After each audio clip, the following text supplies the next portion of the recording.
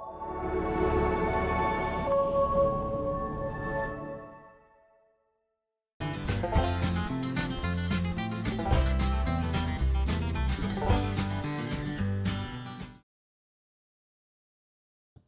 there, and welcome to Songs and Stories with Caroline Parke. I'm here at the Fourth Meridian Brewing Company in Lloydminster, Alberta. This is a hockey town, it's an oil town, but it's also an awesome town for songwriting.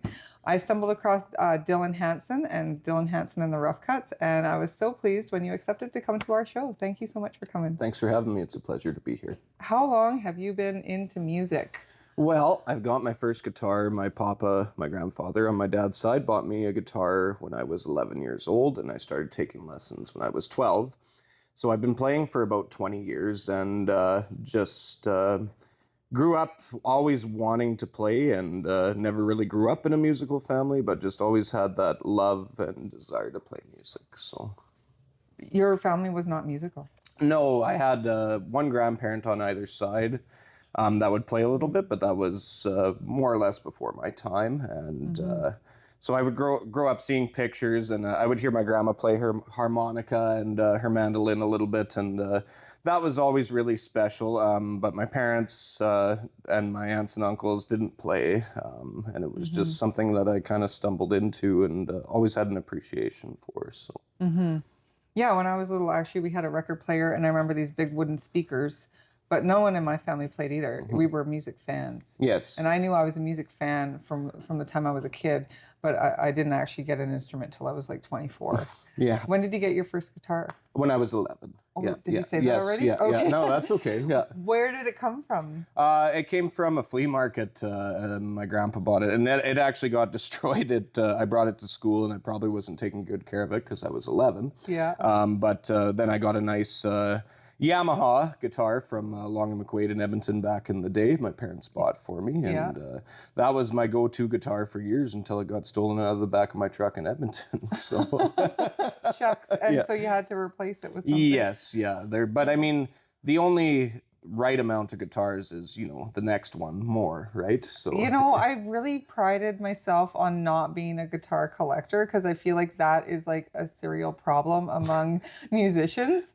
But I've always just had what I'm going to use. And recently I've kind of started to acquire some here and there. And I've been asked, like, are you going to be collecting guitars for fun? And I'm like, no, I'm literally on a journey, and I want to build up my collection of what I'm actively using, and then pare it down.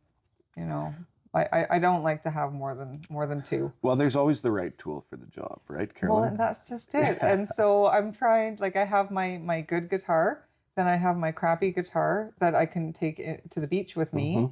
Right? I don't want to take my good guitar to the beach, and that's where I'm doing half my practicing in the summer. Is under a tree in the shade while my kids play, right? I have hours. Oh, for sure. And that old Yamaha I used to have, I think that thing sat out in -10 in the frost. I think it's been rained on, and it survived, and it always held its tone, and it was special, but it's gone. It lives on in memory. So yeah. Well, it's funny how those Yamahas, they are solid instruments. Oh, they are, for sure. For sure. And do you only play guitar, or do you have any other instruments? I play mandolin, and I mess around with a bit of harmonica, but those are more, when we get to the point of recording, I would love to get into implementing a bit of mandolin into our originals and stuff like that. But it's more a hobby of mine, and to keep the memory of my grandmother alive. Like I say, that's one of the instruments I remember her playing from time to time. And her and my grandfather were always just so encouraging for my music. My grandfather, who bought me my first guitar, he passed away within about a year of me starting to play. But I remember fondly, one of my favorite memories was going over after guitar lessons to show them what I had learned, and they're flipping through my little songbook, and they find Red River Valley, the old Canadian folk song. The Texans say it's theirs, but it's ours. I'm confident. And I remember playing that. I remember my granny and papa holding each other in their little kitchen there, and just and they sang while I just heartily picked along, and I ended up playing that song at both of their funerals down the line. But I had really good support for my music from the start, and even though I didn't really come from from that background of music necessarily with my immediate household and stuff like that. So I'm very blessed in that regard. Yeah. Very cool. When did you start the songwriting journey? Well, it's funny. We were talking about it. We had a gig out by Westlock a while ago, and this lady down the road that used to babysit me, she's like, it doesn't surprise me that you were songwriting, because she said you were barely old enough to talk, and you'd be sitting there while we were riding horses, sitting there in the saddle, making up little songs as we went. So, and I used to get in trouble on the school bus for singing on the way to school. So, wow. So I guess it's kind of always been there, but officially, the fact that she remembers that, yeah, is pretty cool. Yes, for sure. It was, that's before your memory. Absolutely, actually, right? Yeah, absolutely. And it's always, people grow and people change as they go, but it's always so nice to get reminded that there's, especially by people that have known you all the way through, that there's core values and core characteristics that shine through and carry on no matter what you go through in your life. And that's special. It reminds you that you come from a good place, and you're doing the right thing at some capacity, right? Yeah. So, yeah. It almost like aligns, and you can feel it, that you're right where you're supposed to be. Yeah. Yeah. Cool. Yeah. And I mean, I don't know about you, but I've always felt the most me when I can be on stage performing, for sure. Yeah, I'm not quite sure about how I feel about performing, to be honest. Like, I've done a few solo shows where I did like 2 45-minute sets by myself, and I don't think I gave myself enough credit at the time. Mm-hmm. For how big that is. Now these days, I feel like I need to perform to stay sharp-ish, maybe, but I'm doing more of those songwriters in the round shows where it's like sing a song, tell a story, and it's pretty comfortable, pretty casual. Yeah, I don't know if I want to do more than like 5 songs in a row alone anymore. Fair enough. Well, it's a lot of work up there when you're by yourself, especially. I know I used to play twice a week at a bar while I went through university and college. So yeah, that's a lot of work. It is, and you have to try and give the crowd like a varied sound, right? They don't want to listen to the same sound for half an hour. Yeah, exactly. So. Yeah, you got to mix it up. You got to keep it fresh. You got to and watch out for the hecklers too, right? So, yeah. Well, I was jumping between guitar and then doing fiddle instrumentals, with like backing tracks, and it felt like a little overwhelming. So I'm glad I'm doing the songwriters in the round now. Yeah, no, it's awesome. Yeah. So you are Dylan Hansen in the Rough Cuts. How did your band get together, and how long have you been playing together? We've been playing together since 2021. The membership has changed and evolved a little bit as time has went on. Our journey started through COVID with the help of the Fourth Meridian Brewing Company in Lloydminster. Through COVID, we were able to get together and play with some restrictions, but there was just such a craving and a void of entertainment, and people need that, as you know. Like, people need to see creation in process, and people need to be entertained, and there's nothing better than raw live music. This place was an oasis in a desert for so long, in this town anyway. And so all the musicians in town were basically getting together, and there's a few fellas that in particular that we would take turns running and hosting open mics, and it was kind of, it's hard to say exactly how it happened, but we kind of started talking. Maybe we should start jamming. Myself, our drummer and partner, Brent Ference, who he was from Lloyd area. So Brent and this fella Mark Lizotte at the time, we were talking to each other, and we're kind of like, well, maybe we should jam and we should think about it. And then we all kind of had different stories of who called who first about when we should get, like, maybe we should get together and jam this weekend. And it's everybody kind of pointed fingers at everybody else. So it's something like that tells me that it was meant to be. And so we had Mark on board for 2 years, and he had to step away for personal reasons, and that's okay. And we had a lead guitar player for hire for a bit, and he helped us out lots and taught us a lot about stage presence and just better musicianship and stuff. And now we have our bass player as Cody Hankinson, who's a wonderful newfie from Portabass, Newfoundland, and he stepped in, and he has a great stage presence, and the boys bring such a different perspective to the songs that I write. I come from a classic rock background and a country music background. My parents, their first date was a Nazareth concert back in the 70s. So, Okay, yeah. and so that range to, you know, Hank Williams and Johnny Horton's one of my all-time favorites. So I bring that style, and they inspire lots of my writing, even if it doesn't necessarily shine through. But Brent has kind of a Jack Johnson, kind of like a, you know, light beach rock kind of vibe to him. Okay. And Cody's a heavy metal player. And it's interesting how you can come from these completely different backgrounds to create what we feel is a unique product and something that's not the same old, same old. And I've always told Brent, he always worries that he's drumming too fancy. I said, well, if people are still doing the polka and still two-stepping, then it's perfect. It doesn't need to be changed. And so make it as colorful as you like. So like I say, cool. We've been together since 2021, and we're gigging about once a month. We all work full time, so we fit it in when we can, and it's just what we love to do. Right, and you all live in the same area? Like Yes, we're all in Lloydminster. Yeah, you Wow, bet. is that ever neat?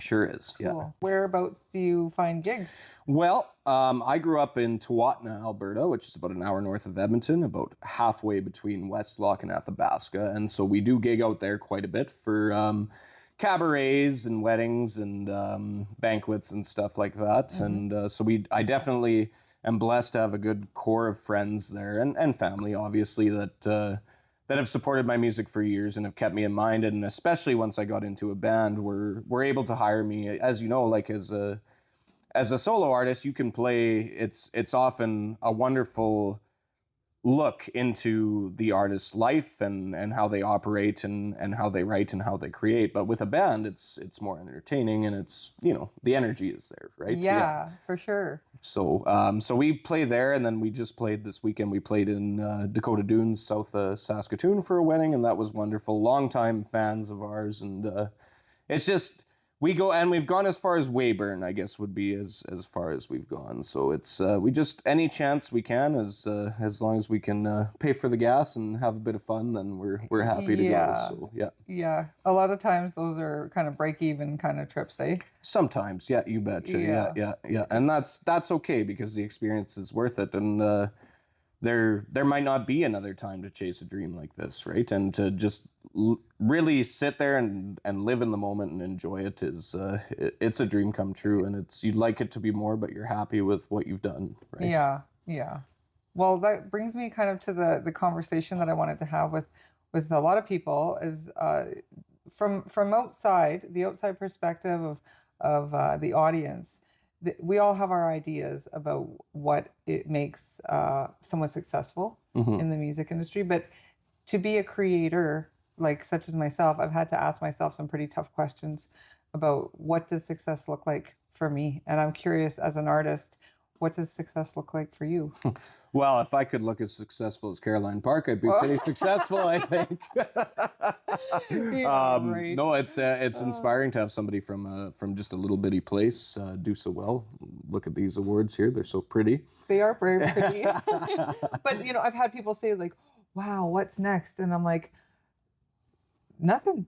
Like you can take this and do nothing later, or you can take it and keep going, or whatever. Like, it's just one element, right? It's not a huge deal. Yeah. It's so nice to be acknowledged by your peers, but it's really not the be all and end all. No, for sure. No, for sure. Accolades are great, and it's nice to have some recognition, but even just, I think just being recognized in your community that you are that person, you're one of the people that upholds the arts and allows music to have a place in wherever you live. That's success in itself, and that's always been, at a bare minimum, the goal. I mean, at a bare minimum, a big reason why I stay in Lloydminster, other than work, is because of the band. And the goal is, before we leave in the next few years here, my fiance and I, is we want to get back to the farm area and live out there and have a family out there. But we want to get an album recorded so that I can show this family of mine that was never really musical but appreciated it. Like, this is what I did. This is what I was able to do. I went here, I played here. I might have done this differently. I did this right. But just to offer to my family and to that community that experience, because nobody, and especially in small town Alberta, I find that there's not always that opportunity to have that kind of leadership and mentorship. And I want to be able to offer that and help breathe some life into the arts in the rural areas, because people need it and they don't understand how much they miss it. Yeah, I don't quite feel like I fit in with a lot of the country people, but then when I go to the big city, I'm like, oh, I don't fit in there either. So I'm definitely more of a country gal. Yeah. Yes. And I think that's a country artist or, a rural artist's problem, right? Is you don't always fit in there. But like you say, you definitely don't belong in the city. Definitely don't. Yeah. I've adapted way more to the small town than I think I have. Right. Right. So, and going back to your question, like success, it's all subjective. It's almost like what are your expectations, right? Yes. And that's, I have hopes and I have beliefs in our band that we could be have a song that gets played on Canadian country music radio play once in a blue moon, maybe something like along the lines of Blue Rodeo at best. And at least, like I say, if I can have an album to show my children and to show my family someday, to show them what I did and to show them that I chased my dream, and to offer them some advice on what that's worth to you and what that can do for you. And if they want to pursue a career in the arts, give them some pointers and help them along their way, right? So that's good enough for me, at least. I really hope it's not just that, but that's good enough. And to stay involved in arts and to be a leader in the arts in whatever community I end up in. Yes. Yeah. I had major doubts when I was doing my third album, and part of me, I wanted a bit of validation that I kind of was getting a little bit here and there, but not a whole lot. And I went to my mentor and she said, "Are you kidding me?" She's like, "Look at what you're doing for your kids. They're just watching you write songs. Yeah. Just that is a gift to your kids." Yes. Never mind. What I did actually is I got my CD when it got printed. I had an unboxing video that the kids helped me make. And then, I took the CD out and I put "To my biggest fan." Aww. My daughter Susan, love mom, and I give her my CD, and you know what? Every night when I go down to tuck her into bed now, she's always playing my CDs. Aww. She knows every word of every song, right? And that's 7 albums later. It's like, it's a cool legacy to leave your kids. Absolutely, and even just like you say, the act of, and I write a lot of poetry too, but there's always going to be people that tell you it's a waste of time or they wonder why you do it. And there's not a lot of patience or receptiveness to songwriting and poetry unless people hear it on the radio or it's very, polished or very good, I think just to have kids or people see that you do that and you don't care what people think, you don't care how good it is, you care what it does for you and what you're trying to say, then that is enough to kind of change the paradigm and to change the culture. Yes, really, absolutely. To say that this is valuable. Yes. Yeah. Exactly. It's valuable. It has some sort of value, whether it's just intrinsically personal or if it's for anybody, right? It has so much value. All those cowboy poets that kind of stick out in our minds. Yes. For every one of those, there's probably 100 that didn't share. Yes. That they still wrote it, but they never became famous or whatever, right? Yeah. So do you have, you're going to be recording an album? We are working on it. There's a guy that's new to town that wants to get experience working with a band, and he hasn't worked in country music very much, so he wants to get experience with different genres, and we've reached out to him. But it is a slow process, and I mean, it's costly, as you know, especially with a band to do recording, and we want to try to do it as hands-on as we can. But there is a reason that people spend 4 years in school to learn how to record. It is such a huge learning curve. I've had people encourage me, "Oh, you can do your own recording and you could send it away for mix and master." And I was just like, I have no desire to learn that side of it. I can do the songwriting. Yeah. I can do the arrangements. And then I can do the promotion and I can do releasing of the music and all that stuff. But don't ask me to mix and master or to record. And just like, please don't ask me. My expectations in that department is like, no. I know my boundaries. And I think as an artist, you need to know what your strengths are. Yes. And farm out those weaknesses, man. Absolutely. Because there's people out there that are like primed and ready.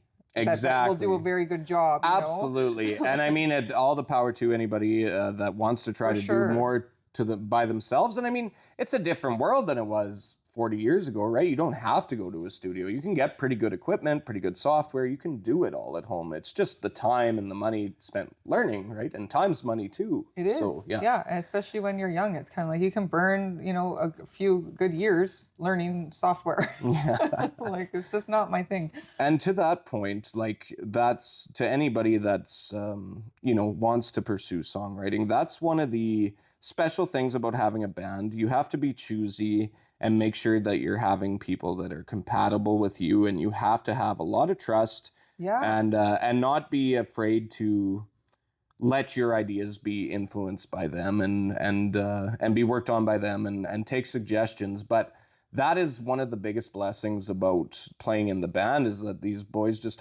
we all have so many talents. We all have our weaknesses because we're only human. Right. But we can work together and lean on each other to do different tasks. And that's very special. And I waited a long time since high school. I played in a band with some of my oldest friends in high school, and that was a blast. But in my adult life, I would always just play solo and write solo. Mm-hmm. And it's been very special sharing my babies, my songs with the two boys that I play with. So to anybody that is wanting to pursue songwriting, get a band, but don't just play with anybody. If you have intents of creating things with them, like, make sure you have good people, the people that are right for you is what I would say. They really can change things a lot. Absolutely. And so it's a vulnerable place. I never thought having a band was like as magical as it really is. Mm-hmm. I think that now that I've kind of observed them close up, I don't have a band myself, but I have a couple people that back me up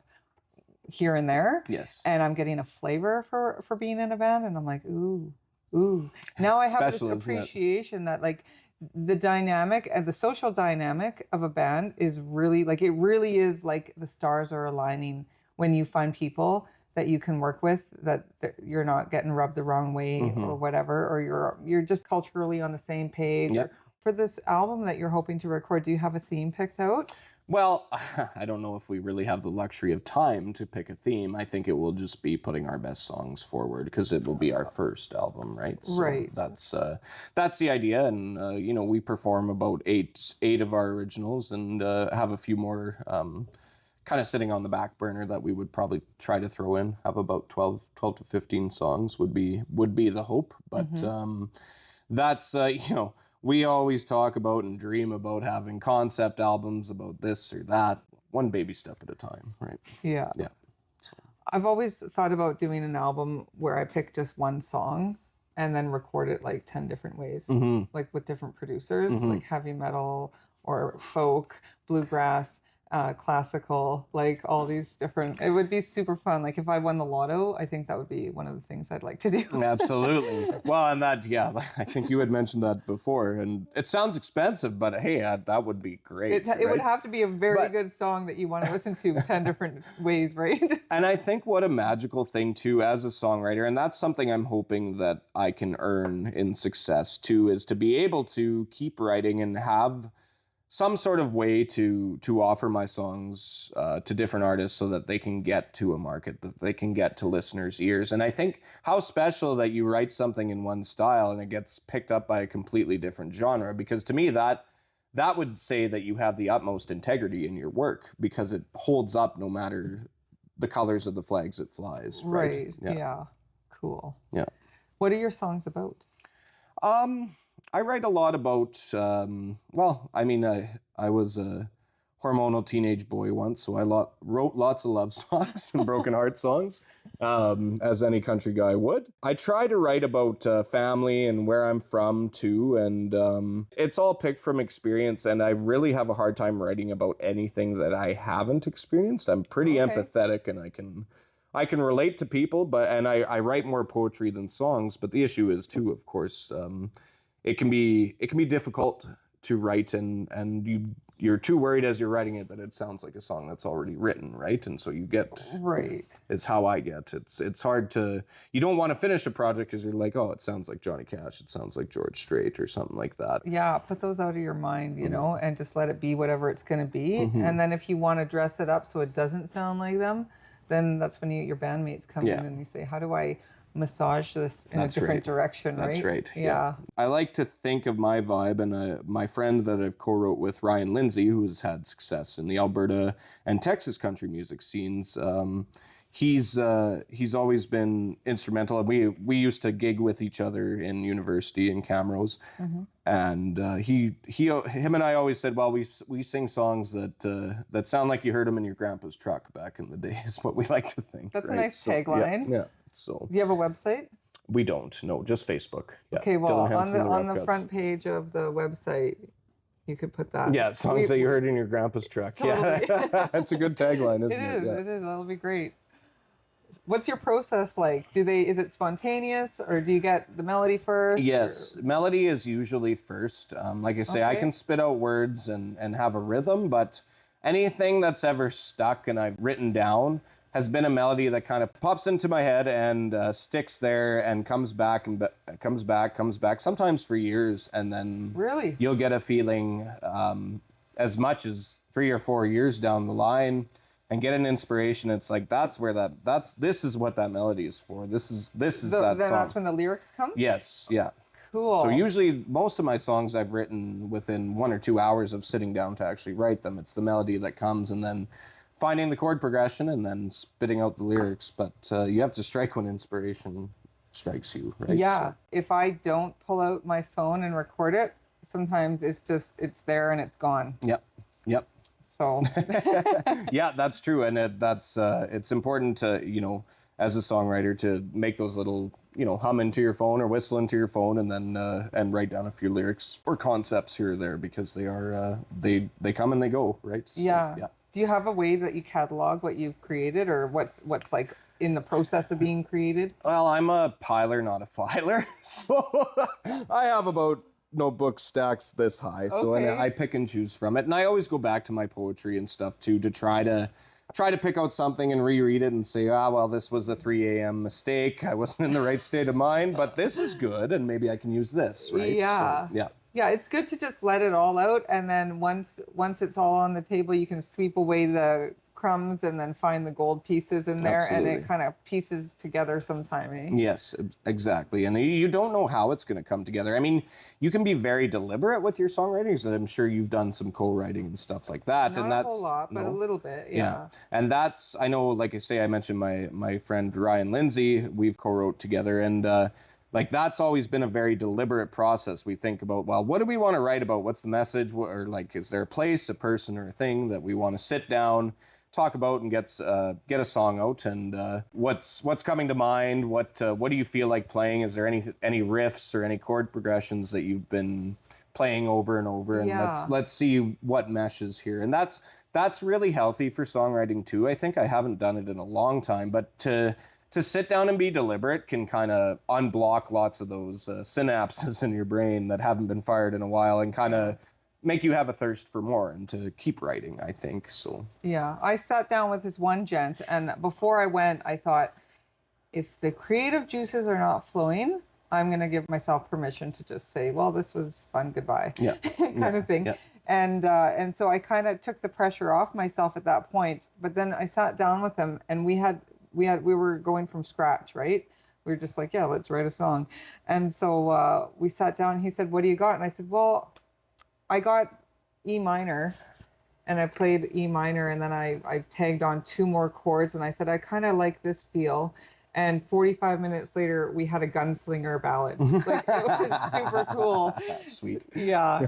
So I was gonna throw it on my last album, but it wasn't quite. It's a fiction, completely fiction, right? It's about these guys that their wages get stolen off the train, and then they have to hunt down the Like Marty Robbins. Yes, Yeah. exactly. And then they find them at a brothel near the border or something. They're going to a border town to go over the Mexican border, right? And so it turned out it was a really fun song, really fun to write. But I cut it, and we've decided we're going to make a trilogy. Oh, good. Yeah. Well, and that's the thing too, and that's something I've noticed in songwriting. I listen to Cord Blund lots, is that every artist seems to have themes, and he seems to, like, especially Cord Blund, listening to some of his earlier albums and stuff, he has these different themes of songs that weren't quite there yet, and then he eventually hits it a few albums later, right? But there's continual themes, and to continue on like that isn't a bad thing. it's an enjoyable progression to watch, right? Like, absolutely. It's satisfying for the listener. Yeah. And that's special. And I mean, ultimately, songwriting is telling some sort of story. And so story can be fiction or nonfiction, and that's or a little bit of both. Right? Absolutely, it just kind of overlaps, and when the listener is like, "Well, I wonder which part of that was real." Well, name me the best story you've heard that's all truth, right? There's always a little bit of element of big fish story. Right. Yeah. Well, I was thinking about his Corblund's Lester Cousins song. Yes. Listening to that unfold. We were listening to a few weeks ago, and I was just like, I wouldn't doubt if it's a true story. Yeah. But super satisfying to hear the storyline, and it actually tells a lot. Yes. Right? It just goes through, and it's like, wow, how deep is that? Yes. I just wonder if you were to analyze like how many words are in Corblund's songs versus, Yeah. Oh, it's full of lyrics, and it's like his rhyming, his cadence, everything. It's just amazing. Well, I could fangirl about him all day.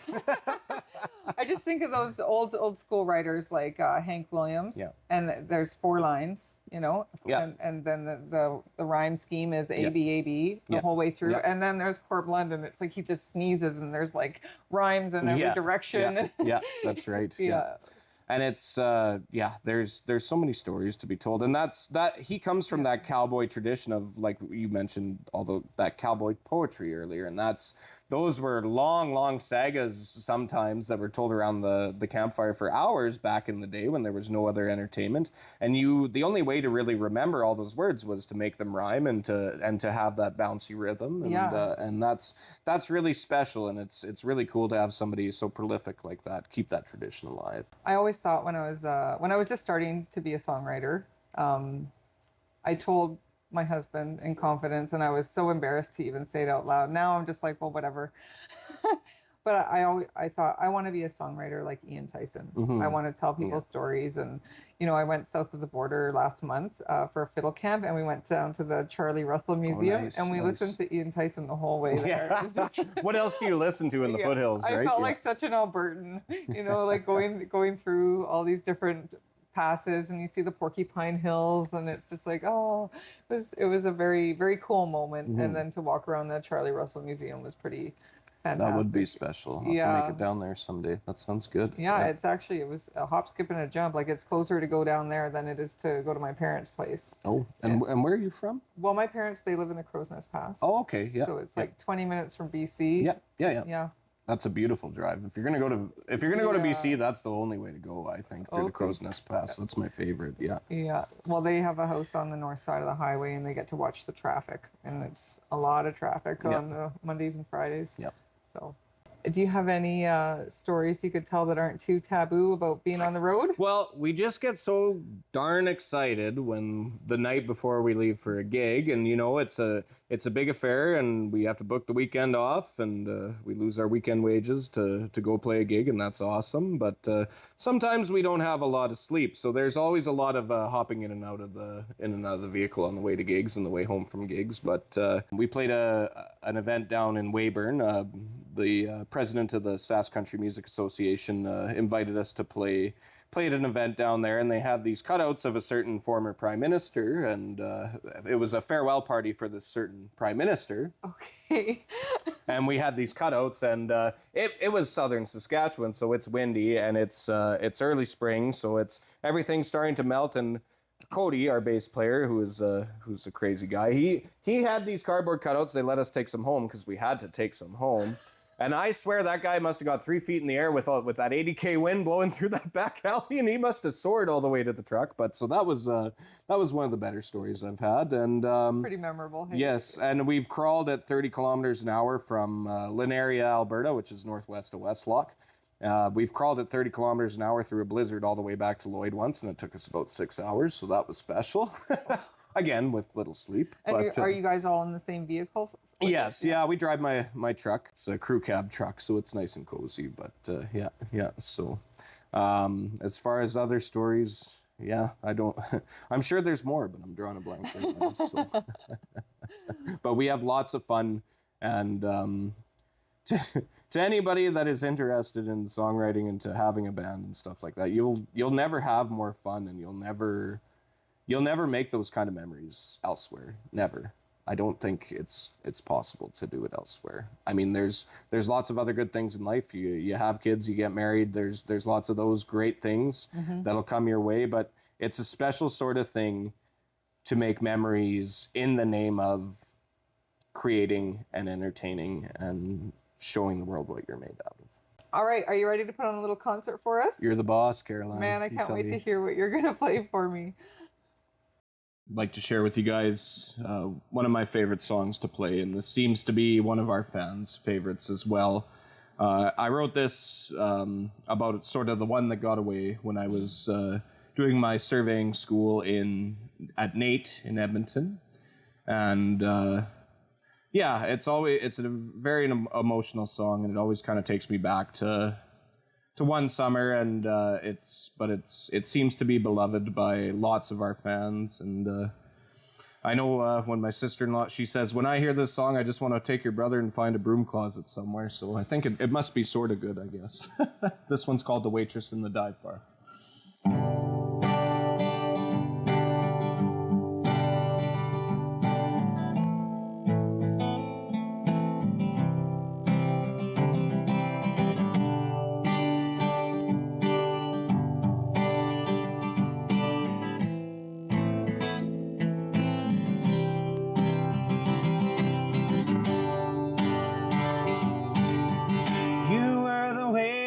In the dive bar, voice as warm as July rain, catch your eye from the platform, replace the lyrics with your name, and every time you'd set my rum down, just couldn't help a thing. Put another notch in the bedpost. I'd love to lay you down. Could I buy you a cup of coffee? Sure, we'll find some common ground. Feel me, feel so safe and sound. Just put another notch in the bedpost. I hope you'll come around.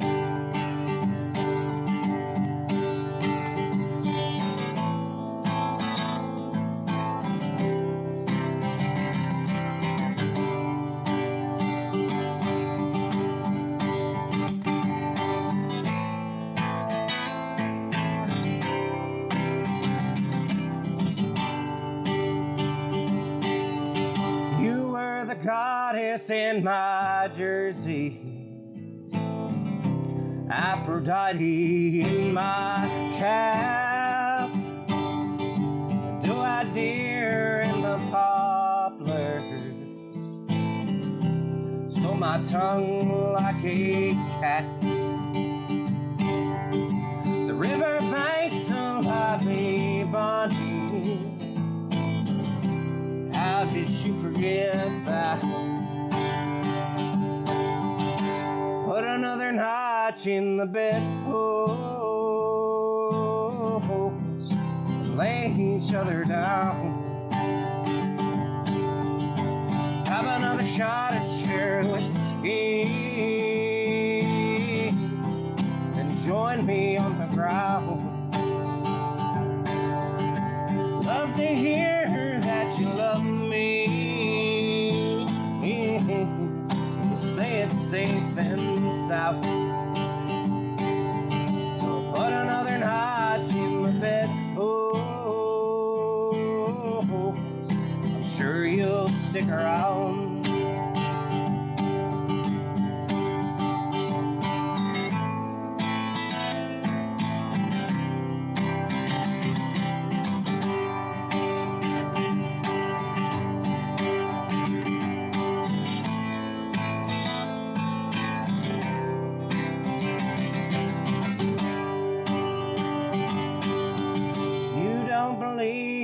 mine forever.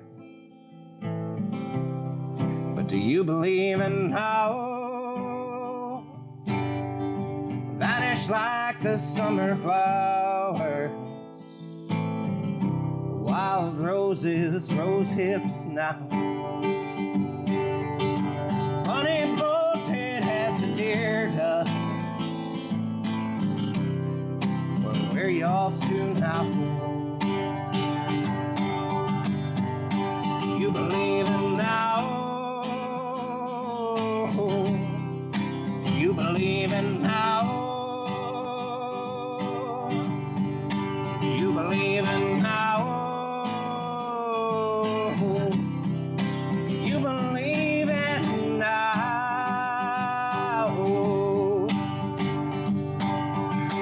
Put another notch in the bedpost. I lay myself down. Have another shot of cherry whiskey. Left laying around. Remember words that you told me. See, I'd be safe and sound. So put another notch in the bedpost. Just be glad you came around. So, this next song, this is one of our fans' favorites. This I co-wrote with a buddy of mine. He helped me write a couple lines. Going through university, when we went, we were two of the only mixed farm kids there, came from a cattle background and just really got along good together, and both were into the history and political science classes, and we had our issues and we helped each other out. And this song, my buddy Cecil White helped me write, so thanks, Cecil. But this one is called Whiskey Talks, and this is our fans' favorite.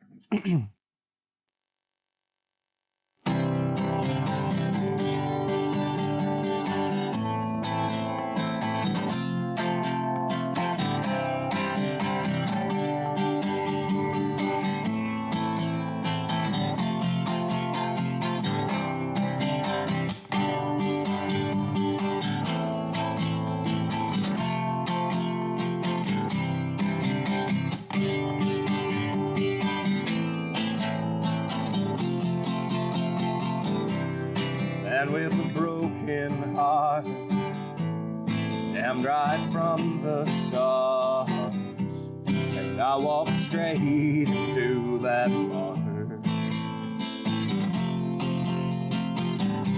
sitting there like a fool on his same bar stool. Yeah, I guess it's been that water. Hey there, buddy, would it be alright if we just burn down this bar tonight? Well, now, ain't it funny how whiskey talks? You're speechless. Let them think that you're far gone. You're heartless. Drink 'em fast and drink them strong. Then tell me, ain't it funny how whiskey talks? That's fine by me.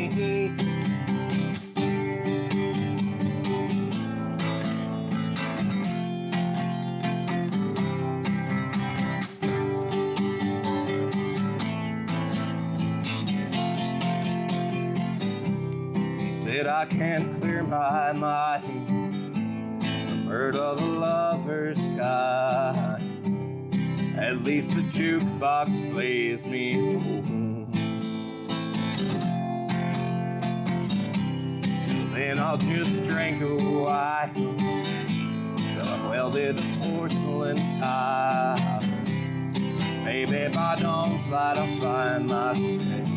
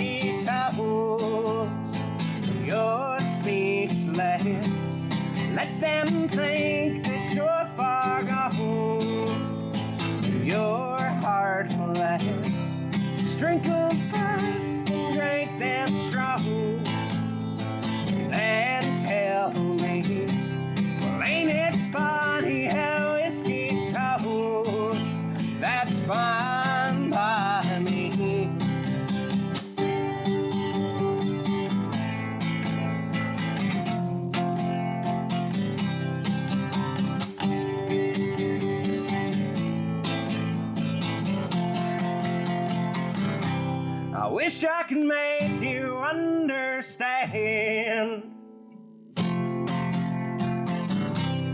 Whiskey talks when I just can't.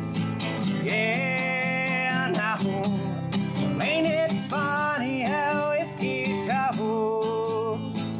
You're speechless. Let them think that you're far gone.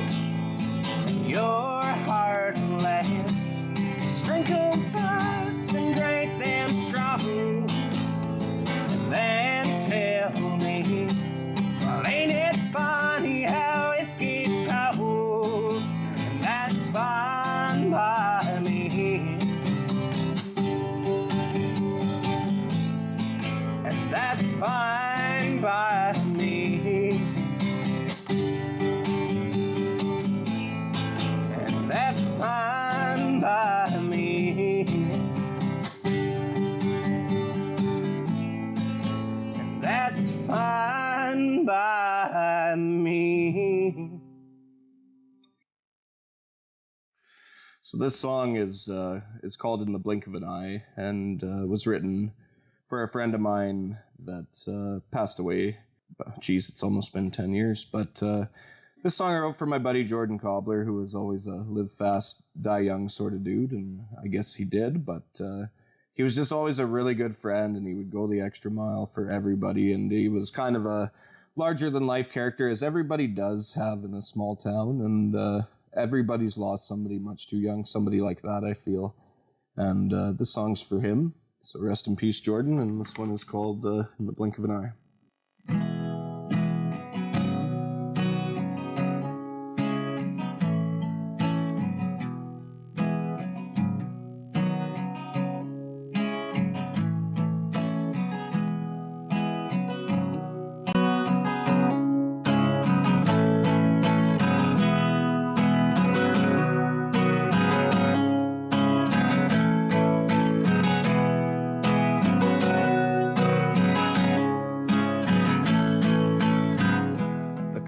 Store, another burnout.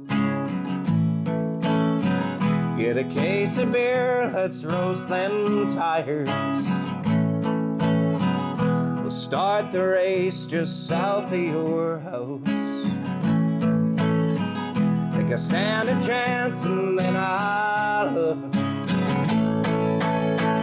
and you're gone in the blank of an eye. Wasn't long, couldn't catch you if I tried. Pedal down, thought I had you. Should've known you'd get there faster. You're gone in the blank of an eye. I punch the wheel, it makes me mad, and I'll never understand how you were gone in the blank of an eye.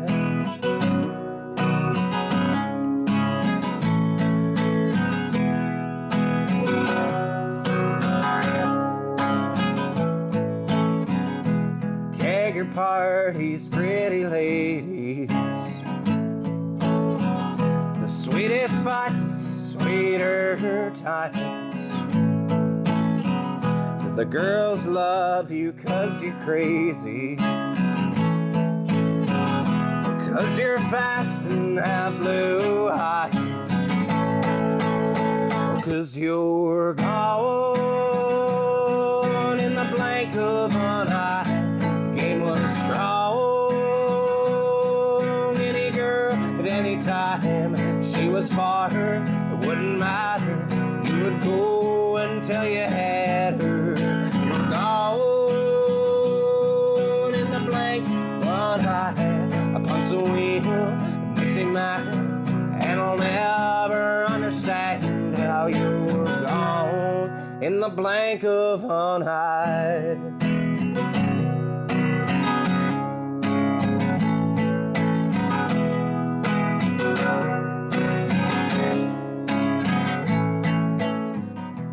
Just another Friday evening.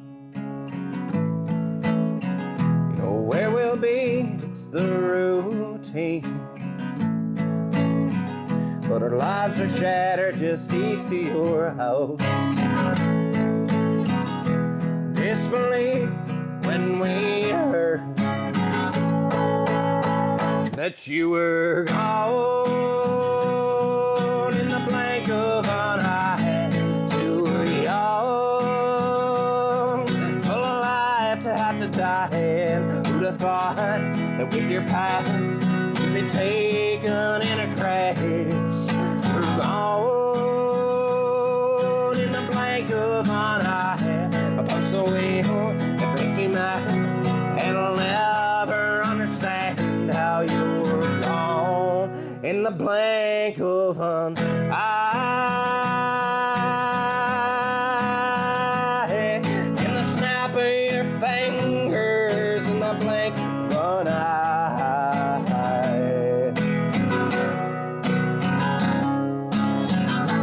You're gone in the blank of an eye.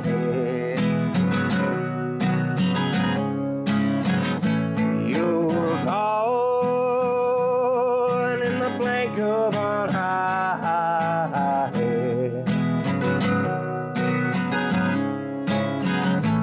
You're gone in the blank of an eye. Dylan Hansen from Dylan Hansen and the Rough Cuts, thank you so much for coming in to the Fourth Meridian Brewing Company Thank you today. so much for helping. Yeah, me. Thank you. it was wonderful talking to you. Yeah, you too. Thank you.